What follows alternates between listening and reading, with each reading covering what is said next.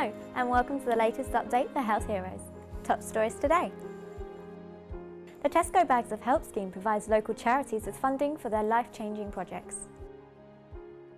We visit Demelza Hospice Care for Children, who are hoping to receive funds from the Tesco Bags of Help scheme. It's a really valuable project that we really need this. And finally, we go live to Josh Jones, who's in Gravesend with Ian Stevenson from mental health charity Kent Sheds to find out how the Tesco scheme has benefited them. Tesco's have recently relaunched their Bags of Help scheme for the second time, which has already proved to be effective as it has benefited many causes. In partnership with Groundwork, a leading organisation supporting and delivering renovation programmes all over the UK, we find out how their involvement has taken effect. The 5p carrier bag scheme launched in 2014. It's now in our second phase of running. It's a scheme that's aimed to develop the local community, and there's three communities that are chosen at random that benefit from those schemes. So they work with the local community, and then it's decided via our groundwork? Yeah, so there's a groundwork company who decided it for us. So they cover Kent and Sussex.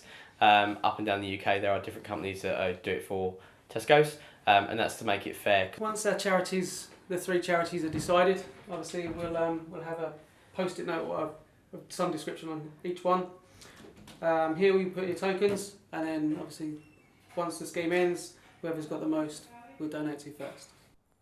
We met Alison Davies, the garden assistant, and Alexandra Kobichek from Demelza, who applied for the grant from Tesco with help from Groundwork. They hope to receive funding to finance their sensory garden.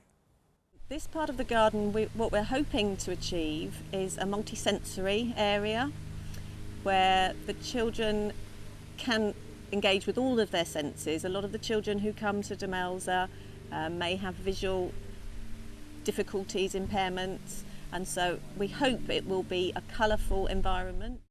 The garden will benefit the children because it will ensure that they can firstly fully use the facilities here. It also gives them independence. It'll mean that all our wheelchair-bound children who can move by themselves will be able to go out into the garden and use the garden by themselves. It's also just a great opportunity for us to be able to really make a difference to the families and children that come here. So it's a really valuable project that we really need this. It's not currently fully wheelchair accessible for some of the children because some of the paths aren't fully accessible. So it'd be great because that means every child who comes here, no matter what disability, can actually use the garden.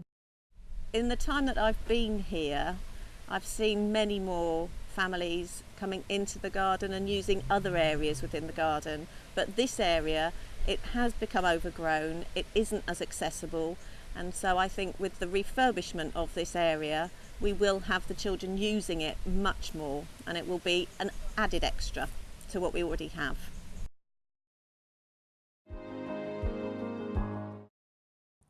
We now go live to our reporter Josh Jones with Ian Stevenson, who is a champion for Gravesend's Kent Sheds organisation.